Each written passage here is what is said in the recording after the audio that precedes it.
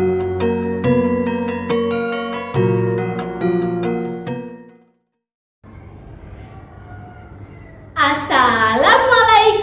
warahmatullahi wabarakatuh. Hai Sobat Cerita, perkenalkan aku Lavina, kelas 5 dari SDN Saunggaling 1, Surabaya.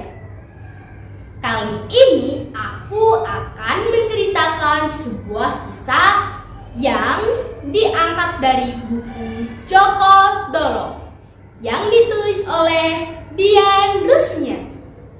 Cerita ini berasal dari Kampung Praban, berjudul Joko Jumput Pencari Kayu, Babat Alas Surabaya, yang mana mengisahkan tentang dua pemuda yang meminang Purbawati. Alkisah di sebuah desa terpencil, tepatnya di Desa Untaran, hiduplah seorang wanita tua yang bernama Mbok Bira.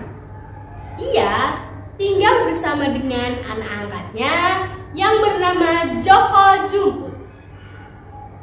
Mbok Bira adalah seorang penjual jamu, sehingga Joko Jumput selalu pergi ke hutan untuk mencari dedaunan bahan jamu ataupun kayu bakar. Ketika sedang asik memunguti ranting-ranting, tiba-tiba ia dikejutkan oleh teriakan minta tolong. Tolong! Tolong! Joko Jumput pun mencari sumber suara itu. Hei Kisanak, siapa kau? Mengapa kau bisa tersangkut di pohon tinggi itu? Tolonglah aku, wahai Kisanak. Turunkan aku dari sini, lalu akan kuceritakan semuanya kepadamu. Joko Jumput pun mengeluarkan camatilana pusakanya. Yo! Ia pun menolong pemuda itu yang ternyata bernama Jaka Taruna. Lalu Jaka Taruna pun menceritakan bahwa ia berkelahi dengan Pangeran Situbondo yang mau merusak hutan ini. Joko Jumput pun mempercayainya. Namun sobat, itu semuanya adalah bohong.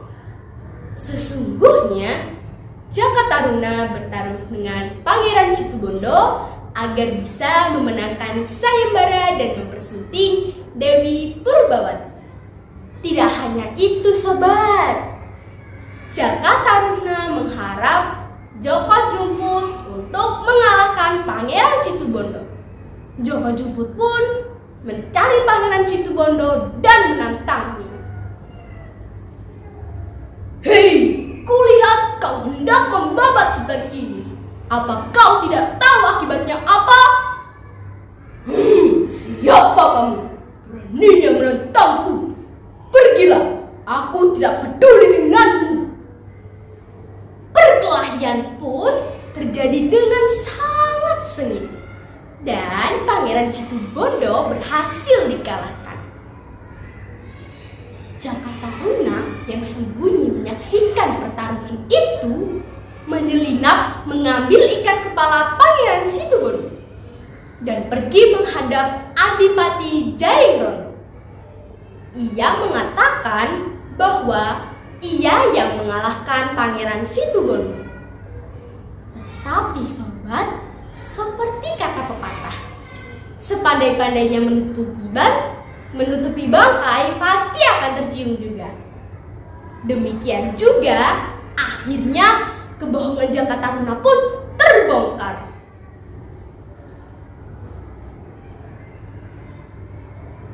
Adipati, aku telah berhasil mengalahkan Pangeran Situbondo. Sebagai buktinya, aku bawakan ikat kepala miliknya. Benarkah yang kau katakan itu, wahai Jaka Taruna? Bohong! Semua itu adalah bohong. Sesungguhnya akulah yang telah mengalahkan Pangeran Situbondo. Lalu Joko Jumput menceritakan kejadian yang sebenarnya pada Adipati, bahwa ia sendiri pun juga telah dibohongi oleh Jaka Taruna. Adipati Jayenggrono yang mendengar dua cerita yang berbeda itu pun meminta keduanya untuk membuktikan kesaktiannya.